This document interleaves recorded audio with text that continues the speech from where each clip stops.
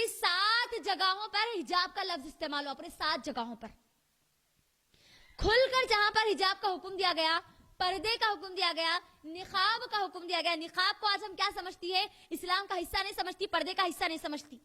اگر ہم شیخ عثیمین رحمہ اللہ جس وقت ان کے دور میں یعنی 90s میں 19 میں جو یہ نقاب کا جو فتنہ اٹھا تھا، اس پر انہوں نے کیا کیا؟ جتنی آیتیں حجاب کی آئی ہے اس پر انہوں نے 12.12 نکات ایسے نکالے جس میں حجاب نقاب کا بھی حکم دیا گیا. شیخ عثیمین رحمہ اللہ اکابرین میں سے نقاب کا حکم دیتے، نقاب کو واضح کرتے، 12 پوائنٹس انہیں بتاتے اس کے اندر. تو بات واضح ہو گئی کہ اسلام میں صرف حجاب نہیں بلکہ نقاب کا بھی کانسیپٹ دیا گیا. نقاب بھی کمپلسری ہے، صرف حجاب نہیں، نقاب بھی کمپلسری ہے. لیکن آج ہم کو نقاب کے بارے میں اتنا زیادہ بولنے کی ضرورت نہیں ہے، کیونکہ بغیر بولے ہی کرونا نے ہم سب کو نقاب لگا دیا ہے نا، بغیر بولے ہی لگا دیا. ڈر اتنا ہو گیا کہ غیر مسلم بھی نقاب لگانے پر، اسلام کے اس حکم پر عمل کرنے پر مجبور ہے. وہ فرانس جو عورتوں کے نقاب کو اتارا، اللہ نے ان کو کرونا کے ذریعے نقاب لگانے پر مجبور کر دیا. غور کریے. تو قرآن مجید میں پوری قرآن مجید میں 2 جگہوں پر حجاب کے بارے میں کھل کر بتایا گیا. سب سے پہلی چیز سورہ نور سورہ نمبر 24 کی آیت نمبر 30 میں مردوں کو حکم دیا جاتا ہے کہ وہ پردہ کریں. پھر آیت نمبر 31 یعنی 31 میں عورتوں کو حکم دیا جاتا ہے کہ وہ پردہ کریں. مرد اور عورت دونوں کا پردہ الگ الگ ہے لیکن کرنا دونوں کو بھی ہے. اب 30 میں کیا کرنا ہے مردوں کو یہ بتایا گیا، اور 31 میں یعنی 31 میں عورتوں کو گھر کے اندر کا پردہ بتایا گیا. یعنی جب اپنے گھروں میں آپ رہیں گی تو کن کن سے پردہ کریں گی، آپ کے محرم کون ہوں گے، غیر محرم کون ہوں گے، یعنی گھر کے اندر کا آپ کو پردہ بتا دیا گیا، گھر کے اندر کے حجاب کے رولز بتا دیے گئے. اور سورہ احزاب سورہ نمبر 33 کی آیت نمبر 59 میں گھر کے باہر کے پردے کے بارے میں بتایا گیا.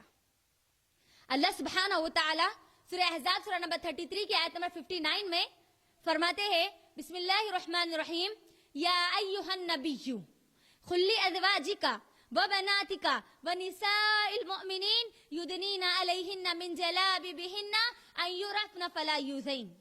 اللہ سبحانہ و تعالی حکم دیتے ہیں اور کہتے ہیں یا ایھا النبی، اے نبی صلی اللہ علیہ وسلم، قل لازواجک، کہہ دیجئے اپنی بیویوں سے، وبناتک، اپنی بیٹیوں سے، ونساء المؤمنین، اور تمام عورتوں سے، تمام مسلمان عورتیں، تمام مومن عورتوں سے، یدنین علیہن من جلابیبہن ان یعرفن فلا یؤذین، ان کو کہیں کہ وہ کیا کریں، اپنے اوپر جلباب کو لٹکا لیں.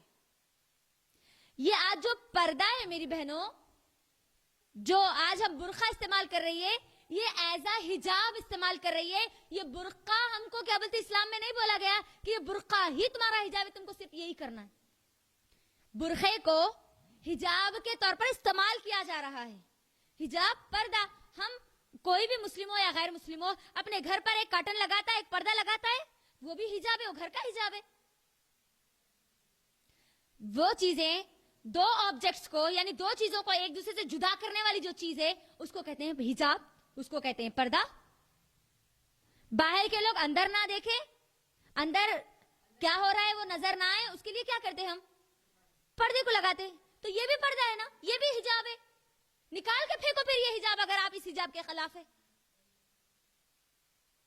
تو اللہ تعالیٰ یہاں پر کیا حکم دے رہے ہیں، اے نبی صلی اللہ علیہ وسلم آپ کہہ دیجئے اپنی بیویوں سے، اپنی بیٹیوں سے اور تمام مسلمان عورتوں سے وہ کیا کریں، پردہ کرے، حجاب کرے، اپنے اوپر چادروں کو لٹکا لے، سر سے لے کر پیر تک اپنے آپ کو کور کر لے. کیوں کور کر لے؟ تاکہ وہ پہچانی جائے اور ستائی نہ جائے. یہ آیت کا پورا مکمل مفہوم ہے. یعنی ہماری آئیڈینٹی، ہماری پہچان اب حجاب سے ہے. بہت سارے لوگ ہیں جو دوسرے ریلیجن کو فالو کرتے ہیں لیکن ہمارے اسلام کی ہماری شناخت کیا بن گئی اب؟ حجاب، برقع، نقاب، یہ ہماری آئیڈینٹی ہے. لیکن اس ہماری آئیڈینٹی کو چھیننے کی کوشش کی جا رہی ہے. دشمن چاہتا ہے کہ ہم مسلمان تو باقی رہے لیکن اصل مسلمان نہ رہے. یہی تو ان کا اصل مقصد ہے. وہ مسلمان اپنے آپ کو تو کہے لیکن ان کو اتنا کنفیوز کر دیا جائے، اتنا کنفیوز کر دیا جائے کہ ان کو ان کے اسلام پہ عمل کرنا ہی ان کے لیے مشکل ہو جائے. یہی ان کا اصل ایجنڈا ہے. تو میری بہنوں مجھے بتاؤ کہ اب ہم کو حجاب کرنا کیوں ہے؟ کرنا کیوں ہے حجاب؟ جی بولیے، زور سے بولیے. یس، پہلی چیز فائدہ. ہم فائدہ دیکھ کر عمل نہیں کرتی مسلمان عورتیں. ہم مسلمان عورتیں اسی لیے عمل کرتی ہے کیونکہ دس از دا آرڈر آف اللہ سبحانہ و تعالیٰ. یہ ہمارے رب کا حکم ہے، اسی لیے ہم کو عمل کرنا ہے. چاہے کچھ بھی ہو جائے، چاہے ہم کو ہماری جان دینی پڑے یا جان لینی پڑے، ہم اللہ کے حکم پر عمل کرنے والی ہے بس. یہ پہلی چیز. فائدے تو بہت سارے ہیں. اگر میں فائدے آپ کو حجاب کے فائدے اگر بتاؤں، حجاب نہ کرنے کے اگر نقصانات بتاؤں تو بہت سارے آپ کے سامنے آئیں گے. آج ہمارا انڈیا دیکھ لیجئے، ریپ کے کرائم میں ٹاپ نمبر پہ آ چکا ہے آج ہمارا انڈیا. اور جس کنٹری میں حجاب کا کانسیپٹ ہے، جہاں کی عورتیں حجاب کرتی ہے، سعودی عربیہ لے لیجئے، اسلامک کنٹریز لے لیجئے. اسلامک کنٹریز کے مقابل میں سیکولر کنٹریز یا یہ ویسٹرن کنٹریز، ان دونوں کے مقابل میں سب سے زیادہ ریپ اگر کہیں پر ہوتے ہیں تو سیکولر کنٹری میں اور یہ ویسٹرن کنٹریز میں ہوتے ہیں. ہر 1 منٹ میں 11 ریپ ہو رہے ہیں. یہ میں نہیں بول رہی ہوں، یہ گوگل کی ریسرچز بول رہی. 1 منٹ میں 11 عورتوں کے ریپ کیے جا رہے. تو آپ غور کریے، ایک دن میں کتنے ہو رہے، ایک مہینے میں کتنے ہو رہے. اگر اس ریپ کو روکنے کا جو اصل بنیاد ہے، بیس ہے، اگر وہ ہم اپنا لیں گے تو ہم ہمارے ہندوستانی ماں اور بہنوں کی عزت کو بچا سکتے ہیں. لیکن ہندوستانی عورتیں فائدہ دیکھ کر عمل نہیں کرتی، بلکہ اسی لیے عمل کرتی ہے کہ وہ اللہ کا حکم ہے.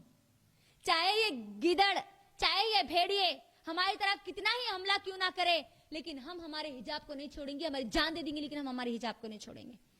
زندہ مثال ہم نے مسکان کو دیکھ لیا، ہماری بہن مسکان کو دیکھ لیا، کس طریقے سے بہادری کے ساتھ، شجاعت کے ساتھ اللہ اکبر کا نعرہ دیتے ہوئے آگے بڑھتی ہے اور اپنا پورا کام پورا کر کے وہاں سے نکلتی ہے. مجھے اور آپ کو بھی اپنی پوری زندگی اسی طریقے سے ڈٹ کے استقامت کے ساتھ اسلام پر مجھے اور آپ کو عمل کرنا ہے.